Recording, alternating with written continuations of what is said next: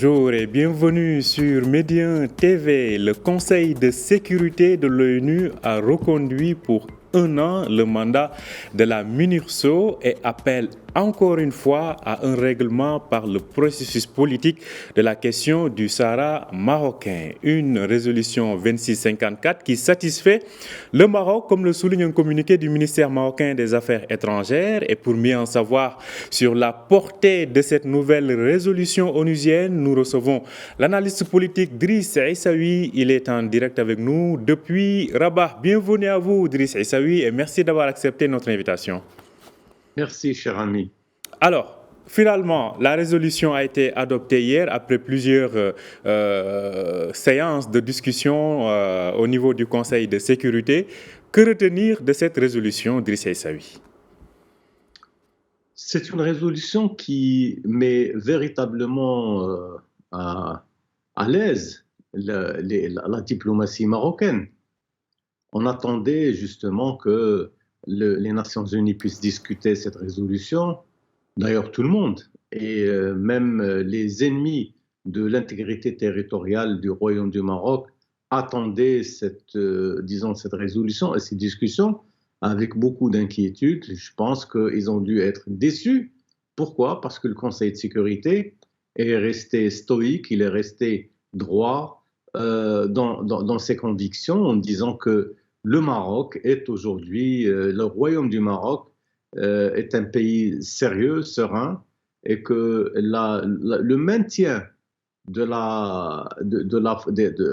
forces de la MINURSO est une nécessité pour conduire les discussions et les tractations sur la question, disons, le conflit factice sur le territoire du Sahara marocain est une chose importante. Mais en même temps, vous aurez pu constater que même les membres qui étaient à l'intérieur du Conseil de sécurité, une bonne partie des pays africains, des pays arabes, etc., eux ont agi dans le sens de conforter la position marocaine et particulièrement cette histoire de dire nous devons discuter de manière sereine, de manière calme de cette affaire et voir quels sont les mécanismes capables de nous conduire à une solution mutuellement avantageuse et mutuellement discutée et à laquelle tout le monde peut prendre part. Et je pense que ça a été fait. Et ça, c'est une grande réussite pour la diplomatie marocaine, surtout que les ennemis du Maroc sont nombreux et des fois ne le disent pas, disons, de manière frontale. Mais aujourd'hui, je pense qu'on est dans une autre situation parce que sur le territoire, le Maroc, il est plus qu'avantagé et sur le plan même du relationnel, au niveau d'un certain nombre de pays africains, au niveau disons, de la terre entière, tout le monde considère que le Maroc est un pays sérieux, serein et qui conduira très certainement les choses à bon port. Alors, il y a quand même un élément intéressant à remarquer avec la décision onusienne, c'est la reconduction du mandat de la MINURSO, cette fois-ci à un an. C'était un an pendant plusieurs années, puis on est passé à des durées de 6 mois. Et là, on revient aux durées d'une année. Comment expliquez-vous cela, Driss Aissaoui? Écoutez, cela donne une idée très, très importante sur les dispositions du Conseil de sécurité au niveau des Nations Unies. Nous avons un envoyé spécial du secrétaire général qui a fait déjà un premier tour de discussion où il a rendu un rapport, disons, qui est, on va dire, très certainement à l'avantage de la partie marocaine, parce que le problème, c'est que l'envoyé spécial n'a pas pu se rendre sur les camps de Tindouf, n'a pas pu faire ce qu'il fallait, et il a été même plus que ça. Il a dit que les tables rondes organisées avec le secrétaire général des Nations Unies ont été très bénéfiques. Avec qui? Avec toutes les parties concernées, à savoir le Maroc, la Mauritanie, le Polisario et l'Algérie. Parce que l'Algérie, jusqu'à date récente, enfin même maintenant, considèrent que le problème ne les concerne pas et que c'est une question de décolonisation, etc., et disons, de nécessité, de droits de l'homme, disons. Mais je pense que les responsables des Nations Unies sont aujourd'hui convaincus que la diplomatie marocaine est une diplomatie sérieuse et qu'elle n'a rien à cacher et qu'il faut se rendre compte. Pour s'en rendre compte, il fallait justement donner la possibilité à la force de la MINURSO, à toutes les autres forces impliquées dans ce processus de pacification, dans ce processus de règlement de la partie, on va appeler ça, pardon, j'ai un appel qui arrive. Allez-y. Bon, vous pouvez continuer, Driss Aissaoui. Alors, je disais que, en fait, avec les Nations Unies, nous avons aujourd'hui la certitude que le Maroc est véritablement sur la bonne voie parce qu'il a choisi la voie du dialogue. Ça, c'est le plus important. Et ce n'est pas, la politique du fait accompli, comme le font les Algériens, les gens du Polisario, qui essaient d'imposer. En fait, c'est ça le problème. C'est que ces gens essaient par tous les moyens d'imposer des solutions comme ça, sans véritablement donner la possibilité ni au Maroc ni aux autres de pouvoir discuter. Alors que Stéphane de Mistura, qu'est-ce qu'il a dit? Il a dit les discussions que le secrétariat général des Nations Unies a menées au niveau de la Suisse, les tables rondes, ont été très bénéfiques. On a pu entendre tout le monde. Et ça, c'est ce qui est recherché. Et ça, c'est l'esprit même de l'initiative marocaine qui est aujourd'hui largement acceptée et tout le monde appelle à prendre en considération cette proposition. Alors, un aspect quand même important, c'est que quand on voit déjà le rapport du secrétaire général des Nations Unies qui confortait le Maroc sur plusieurs aspects, cela se voit quand même qu'au niveau du Conseil de sécurité, désormais, le vent semble presque pratiquement tourner en faveur du Maroc, notamment avec la reconnaissance américaine de la marocanité du Sahara. Oui, écoutez, je ne voulais pas aborder directement cet aspect parce qu'il est, à mon sens, il est trop facile. Nous avons la reconnaissance américaine de la marocanité du Sahara qui a donné un coup de fouet extraordinaire. Nous avons également l'attitude de l'Espagne officiellement vis-à-vis du processus de résolution proposé par le Maroc. Nous avons également la décision de presque une vingtaine de pays africains qui ont d'ores et déjà pris la décision d'installer une représentation diplomatique au niveau consulaire, au niveau des territoires du Sahara, ce qui est extraordinaire parce que là, on n'est pas vraiment, on est dans un processus de construction de l'avenir. Et c'est le plus important. Et finalement, il y a les affaires étrangères marocaines qui font un travail de grands professionnels en matière au niveau relationnel, au niveau des discussions, au niveau de toutes les commissions des Nations Unies. Et je pense qu'il n'y a plus moyen maintenant de revenir en arrière. Et nous avons donc cette situation créée par la reconnaissance des États-Unis, de la Marocanité du Sahara, va être un événement qui sera, il sera historique. Et c'est vraiment un tournant décisif dans l'affaire du Sahara. On ne peut plus revenir en arrière. C'est ça le plus important. Alors, il y a eu aussi des partenaires traditionnels du Maroc au niveau du Conseil de sécurité qui ont voté en faveur de cette résolution dans un contexte où on pensait que peut-être que les relations ne sont pas si meilleures ou si exceptionnelles qu'elles l'ont été. Comment expliquez-vous cela? Écoutez, première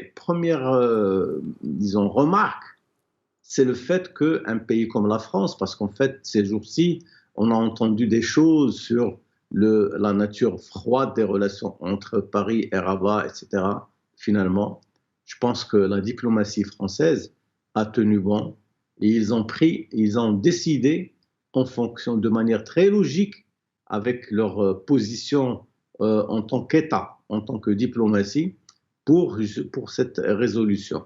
Nous avons également des pays comme le Gabon, comme les Émirats arabes unis, beaucoup d'autres pays qui ont été très directs et, disons, très présents par rapport à cette résolution.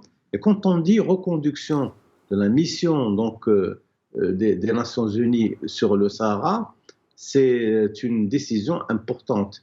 Elle est porteuse d'une grande signification pour le processus politique de résolution de cette affaire-là. Donc finalement, je ne pense pas qu'après cela, on puisse parler de problématiques au niveau du Sahara marocain. Le Sahara marocain, il est bel et bien sous le contrôle marocain. Autre chose, moi je voudrais juste rappeler une chose qui me semble être aussi importante. Il y a le représentant permanent du Maroc au niveau des Nations Unies, M. Omar Hillel, qui a fait une conférence de presse et qui montre que le Front Polisario vient d'acquérir, comment on appelle, des drones de fabrication iranienne. Alors, ils disent, alors ce qu'il a dit était très important. Omar Hillel, qu'est-ce qu'il dit? Il dit que si jamais les gens du Polisario s'amusent à utiliser les drones contre le Maroc, il a dit que le Maroc saura répondre de manière ferme à cet affront et que les forces militaires marocaines sont bien préparées et qu'ils prendront les décisions qu'il faut parce qu'on ne peut pas permettre à des gens, parce qu'en fait le Polisario, il trouvera plus facile d'utiliser les drones pour attaquer les positions marocaines, Guerkarat et autres, que de venir avec des petits groupuscules essayer d'attaquer le mur marocain. Je pense que cela est aussi un élément important à prendre en considération et que Omar Hillel n'est pas quelqu'un, parce qu'il a fait beaucoup d'exposés, particulièrement par exemple sur l'utilisation des enfants au niveau de la guerre, au niveau du Sahara, et ça c'est important à souligner. Effectivement, je pense que c'est des rappels qui sont faits de temps en temps à ce propos, notamment de ce qui se passe dans les camps de Tindouf. Alors, aujourd'hui, quand même, le Maroc se retrouve dans une situation qui apparaît très confortable avec ce que l'on vient de voir à l'ONU, mais aussi avec le processus ou bien la vague d'ouverture de représentation diplomatique. Une trentaine de pays l'ont déjà fait. À ce niveau-là, selon vous, à quoi faudrait-il s'attendre dans les mois à venir, sachant que lors de son dernier discours, le roi Mohamed VI avait clairement dit que le Sahara est, entre guillemets, désormais le marqueur dans les relations entre le Maroc et les autres États. Alors, à quoi faudrait-il s'attendre? Moi, je pense déjà, d'après les informations qu'on a pu recueillir ici et là, en dehors des représentations diplomatiques ouvertes d'ores et déjà à une trentaine de pays, comme vous l'avez dit, il y a le fait que le roi Mohamed VI devrait faire une tournée dans les provinces sahariennes, avec très très probablement un discours qui devrait être prononcé à l'occasion du 6 novembre, qui est une date marquante aussi au niveau de la mémoire collective des Marocains. Et il y a aussi le fait que il y a un grand forum sur le Congrès national des routes qui doit se tenir du 10, 11, 12 novembre à Dakhla, en réunissant tous les pays qui ont ouvert des représentations diplomatiques et consulaires au niveau des territoires du Sahara, particulièrement la ville de Dakhla. Donc ces gens seront présents, ils vont discuter du rôle des infrastructures dans l'intégration régionale. Donc maintenant, on passe des généralités vers des choses qui sont très pratiques, des choses directes. Et avec les pays africains, on va entendre parler de ce qui se fait. Je pense que chaque année, chaque fois, il y a un élément nouveau qui s'ajoute. Je n'ai pas voulu parler de toutes les gesticulations du gouvernement d'Alger, parce que les Algériens ne cessent pas de provoquer le Maroc à travers plusieurs initiatives. On l'a vu avec le sommet de la TICAD à Tunis, où on a maintenant pratiquement perdu les relations normales et apaisées avec la Tunisie. Nous avons également ce qui voulait se faire, et je pense que ça ne se fera pas, c'est au niveau de, disons, comment on appelle ça, au niveau des Nations Unies, mais surtout par rapport à ce qui se fait aujourd'hui au niveau du Sahara.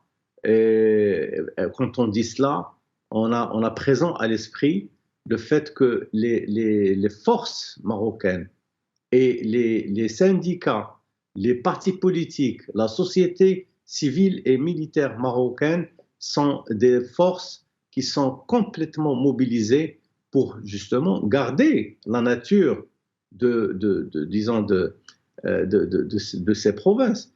Alors quand on parle par exemple aujourd'hui de Dakhla, on n'oubliera pas que le Dakhla sera relié par une voie express entre Tiznit et Dakhla. On n'oublie pas que le port atlantique de Dakhla va très bientôt être inauguré et probablement à l'occasion de ce congrès national des routes à Dakhla.